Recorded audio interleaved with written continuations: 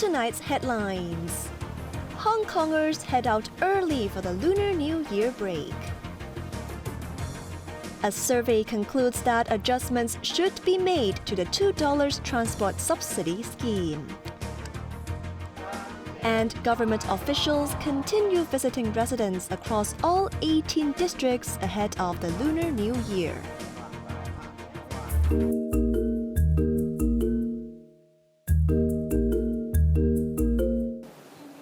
The airport was bustling with activity as Hongkongers headed out of the city for the Lunar New Year holidays. Not surprising, Japan and South Korea were the top destinations.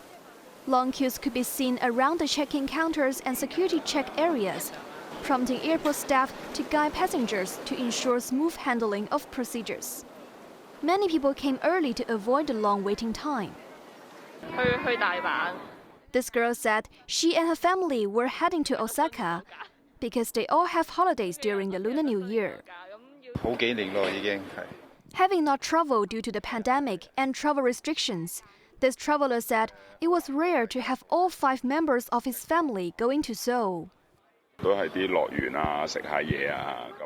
This family heading to Japan said they are planning to visit the theme parks, enjoy local food, and even visit the Poop Museum.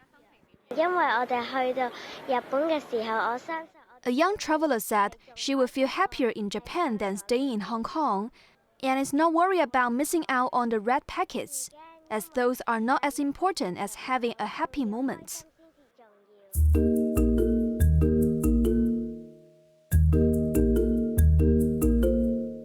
Transport Chief Mabel Chan inspected the operations at the West Kowloon Station and reviewed the staff's preparation work ahead of the Lunar New Year travel rush.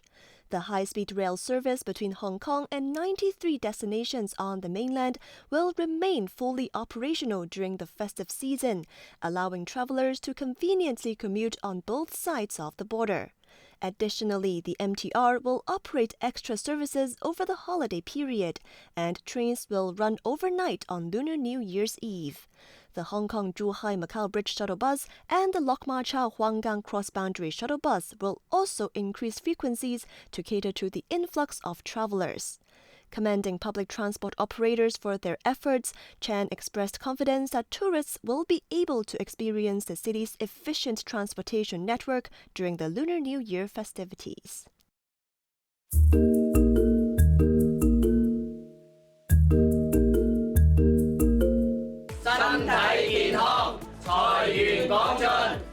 Spreading the festive cheer among ethnic minorities, Financial Secretary Paul Chan exchanged New Year's greetings and wishes with residents in Yaoqi Mong District yesterday. Visiting the home of a family from Pakistan, Chen gave out goodie bags filled with toys and festive cheese. Last week, Chen was in the alpine ski resort town of Davos in Switzerland to attend the World Economic Forum. The finance chief showcased Hong Kong's strengths and its latest development at the annual event to attract investors and entrepreneurs to the SAR.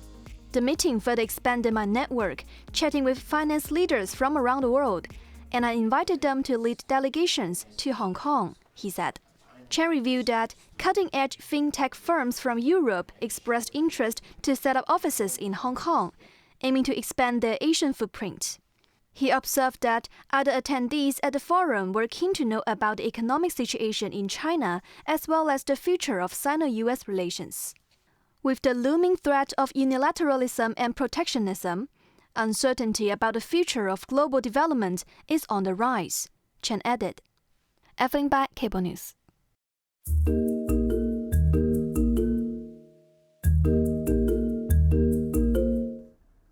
A recently concluded survey has revealed that a majority of the population are in favor of imposing restrictions on the $2 transport subsidy scheme as Hong Kong faces a massive deficit for the current financial year. The Democratic Party polled 943 residents over the phone from December last year to early January. Results showed that 56% of respondents agreed to raising the age eligibility from the current 60 to 65. Moreover, close to 70% agreed to limiting the number of $2 trips per month for the elderly. Chairman Lo Kin-hei noted that the results reflected a broad consensus on reasonable reforms of the scheme, adding that adjustment of the scheme is not catastrophic. The party suggested capping subsidized trips or the total subsidy to address perceived overuse, while also urging the government to release HOYU card usage data to better understand elderly travel patterns.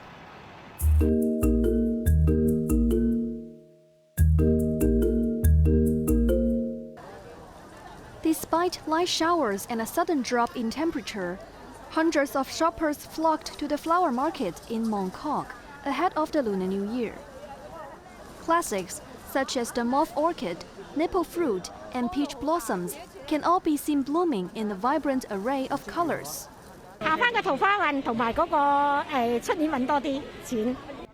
This woman bought peach blossoms for good luck in love and hopes to make more money in 2025. Hoping for prosperity in the year of the snake, this man bought some Hilo Holy and planned to get some chrysanthemums and golden dewdrops. Vendors were eager to showcase and sell their produce.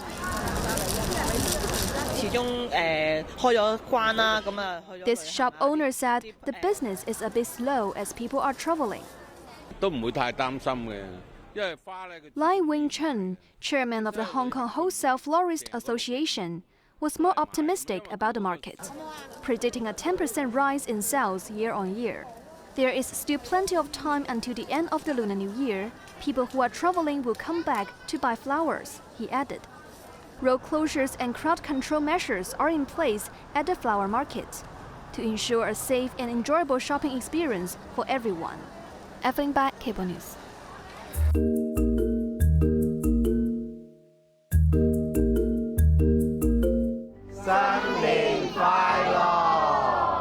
Chief Executive John Lee's visit yesterday to a community living room in Hong Kong set the tone for the Lunar New Year celebrations among grassroots families. The city chief said the government will set up 3 more community living rooms this year to improve the quality of life for underprivileged families. 2 such facilities, located in Shau Kei Wan and Kowloon City, are slated to begin operations by middle of this year. Following Lee's visit, Deputy Chief Secretary for Administration Warner Churk also conducted home visits in Tai Kok Tsui. Churk met an elderly woman who lives alone on Palm Street to understand her livelihood and offered fruit baskets, as well as an assortment of Lunar New Year delicacies. He also checked on a family living in a subdivided flat on Bedford Road. They expressed hope to move into public housing soon. Deputy Secretary for Justice Horace Cheung stopped by homes in Sha Tin, handing out goodie bags and daily necessities to the underprivileged at Shui Chun O Estate. Meanwhile, Secretary for Development Bernadette Lin visited the single elderly living in Kwai Fong Estate in Kwai Ching. Government officials will continue such visits ahead of the Lunar New Year holidays. Cheryl Yun, Cable News.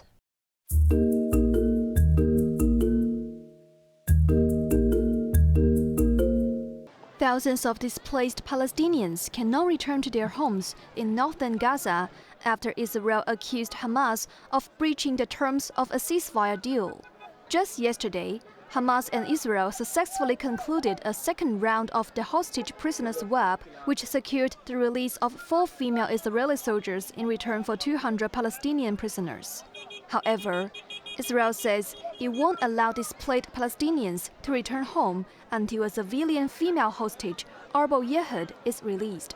Hamas failed to meet its obligations to first release Israeli female civilian hostages as part of the agreement. We are determined to the return of Arbel Yehud, an Israeli citizen kidnapped from Nir Oz, and also Shiri Bivas and her 2 children, Kfir and Ariel, whose welfare we are extremely concerned about. While Hamas has insisted that Yehud is alive and will be freed next week, Israel reacted by delaying the planned withdrawal of some troops from Gaza.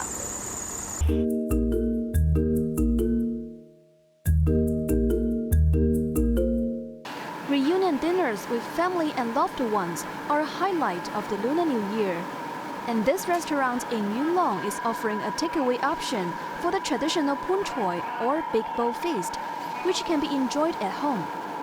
Steamed chicken, prawns fried in soy sauce, mushrooms in oyster sauce, braised pork belly with fermented red bean curd, and abalone are the must-haves in a pun choi meal.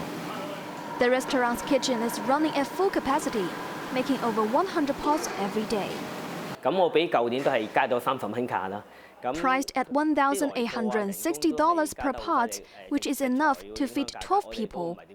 The owner of the restaurant said that despite increasing the price by $30 from last year, it is not enough to cover the rising costs of ingredients and labor. He also noted a 20% drop in business compared with last year. This eatery in Mongkok did not raise their price, but have options for set meals ranging from $3,680 to $6,688 for 12 people. The deputy general manager of the restaurant said the business is better than expected, almost returning back to pre-pandemic levels. He is optimistic of a 10% increase in revenue for 2025.